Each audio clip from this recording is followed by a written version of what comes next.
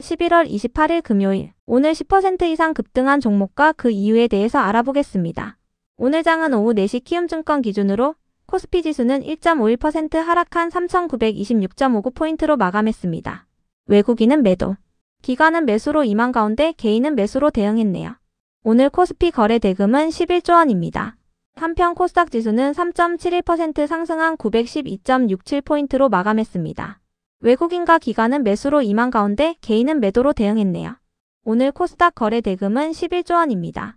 그럼 본격적으로 오늘의 급등 종목들을 살펴볼게요.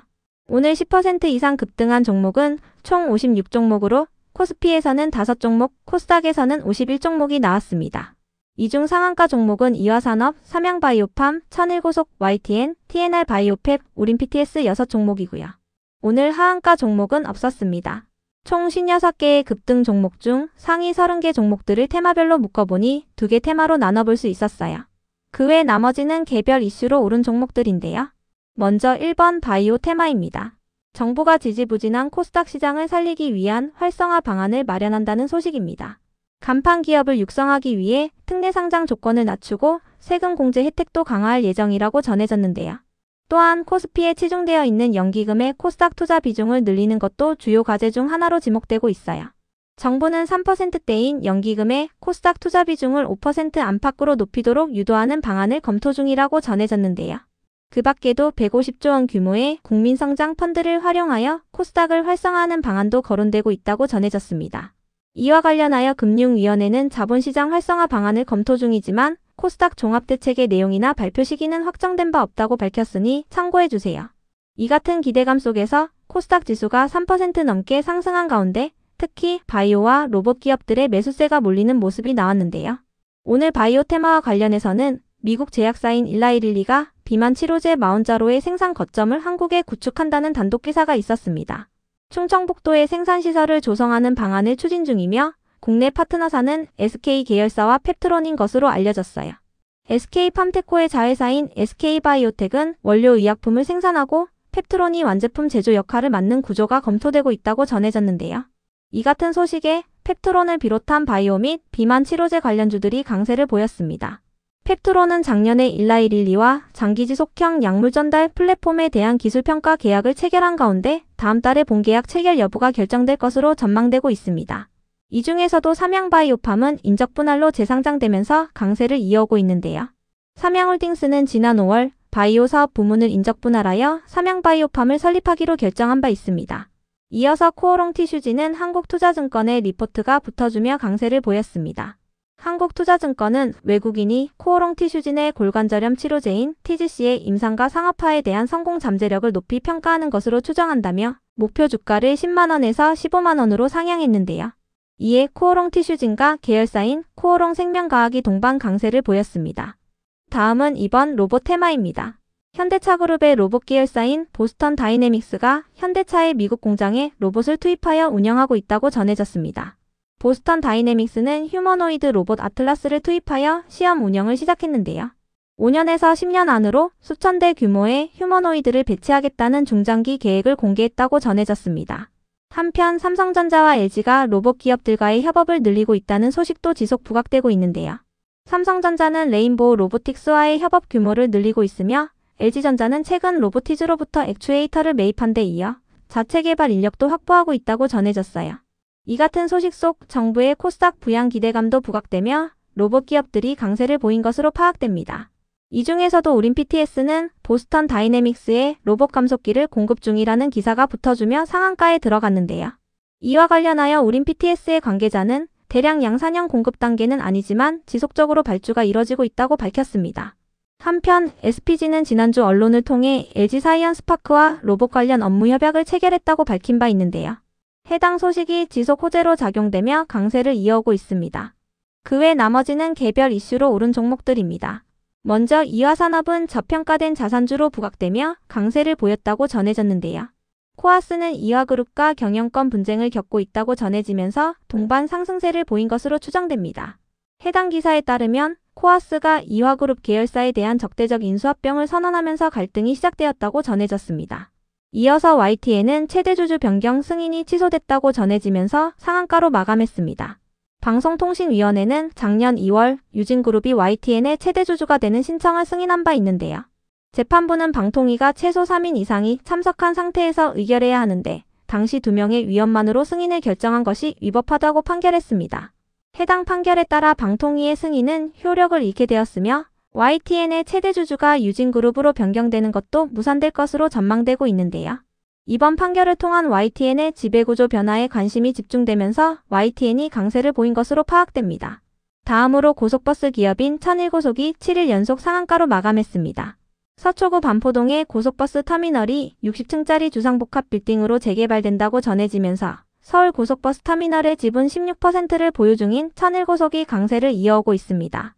이어서 케어제는 최근 언론을 통해 경구용 펩타이드 신소재인 코글루타이드에 대한 미국 FDA 신규 기능성 원료 등록 신청을 제출했다고 밝히면서 강세를 보인 바 있는데요. 내년 1월 달에 최종 결과가 나올 것으로 전망되고 있습니다. 또한 오늘은 언론을 통해 코글루타이드가 정상 체중 비만 성인의 체중과 체지방 그리고 내장지방을 유의미하게 개선했다고 밝혔습니다. 다음으로 덕산테코피아가 상승했는데요. 일라이릴리가 한국의 마운자로 생산 거점을 만든다고 전해진 가운데 덕산테코피아가 의약품 중간체 생산을 추진 중인 사실이 부각되며 강세를 보인 것으로 추정됩니다. 덕산테코피아는 SK 계열사의 원료 의약품 중간체 공급 파트너로 육성되고 있다고 알려졌습니다. 이어서 AD테크놀로지는 신한투자증권의 리포트가 붙어주며 강세를 보였습니다. 신한투자증권은 AD테크놀로지가 3분기 흑자 전환을 시작으로 4분기에도 호실적을 이어갈 것으로 전망했는데요. 목표 주가는 33,000원으로 제시했으며 AD테크놀로지의 오늘 정규장 종가는 27,800원입니다. 다만 오늘 반도체 테마는 전반적으로 하락세를 보였으니 참고해주세요.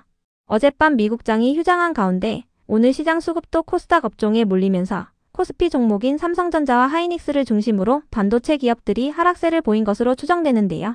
또한 모건 스탠리가 보고서를 통해 클라우드 인프라 기업인 오라클이 구조적인 부담에 직면해 있다고 밝힌 부분도 투자 심리를 위축시켰다고 전해졌어요. AI 거품론이 실제화될 경우 부채에 의존하고 있는 오라클이 큰 타격을 받을 것이라는 전망이 나오고 있다고 전해졌습니다. 다음으로 코퍼스 코리아의 급등 이유는 파악되지 않았는데요. 코퍼스 코리아는 수요일 장마감 후 공급 계약 공시가 있었으니 참고해주세요. SLL 중앙주식회사와 드라마 신입사원 강회장 제작 공급 계약을 체결했다고 밝혔습니다. 계약 금액은 밝히지 않았으며 계약 기간은 내년 12월 31일까지입니다. 이어서 엔캠은 중국 최대 배터리 기업인 CATL과 1조 5천억 원 규모의 공급 계약이 임박했다고 전해지면서 강세를 보였습니다. 해당 기사에 따르면 계약 기간은 내년부터 2030년까지 5년간이며 총 물량은 35만 톤이라고 알려졌는데요. 수주 금액은 연간 3천억 원으로 5년간 1조 5천억 원에 달할 것으로 전망되고 있습니다. 그 밖에도 엔캠은 프랑스 배터리 제조사로부터 소듐 이온 배터리 전해액 공급권을 확보했다고 전해졌습니다. 다만 어젯밤 미국장이 추수감사절로 인해 휴장한 가운데 오늘 2차전지 관련주들의 등락률은 엇갈리는 모습이 나왔으니 참고해주세요. 특히 LG엔솔은 증권사의 목표 주가 하향 리포트가 나오며 6%의 급락세를 보였는데요. 흥국증권은 북미 지역의 전기차 수요 감소가 현실화되면서 단기적으로 주가 상승을 제한할 가능성이 높다며 LG엔솔에 대한 목표 주가를 59만원에서 54만원으로 하향했습니다. 다만 투자 의견은 매수로 유지했습니다. LG엔솔의 오늘 정규장 종가는 40만 8천원입니다. 다음으로 인텍플러스는 어제 장마감 후 국채가제에 선정됐다고 공시하면서 오늘 강세를 보였습니다. 해당 국채가제는 차세대 고분해능 고속 디지털 홀로그래피 시스템에 대한 것으로 자외선 영역의 디지털 홀로그래피 기술을 활용하여 반도체 웨이퍼 검사 장비를 개발하는 것이 목표인데요. 올해 7월 1일부터 2030년 6월 30일까지 진행되며 총 연구비는 120억 원으로 이 중 절반을 정부로부터 지원받을 예정이라고 밝혔습니다. 그럼 오늘의 거래량과 거래대금 상위 종목들을 시장별로 살펴보고 마칠게요. 대체거래소 도입으로 인해 3시 30분까지의 데이터와 다소 차이가 있을 수 있습니다. 먼저 코스피 시장에서 거래량 상위를 기록한 종목을 살펴보겠습니다.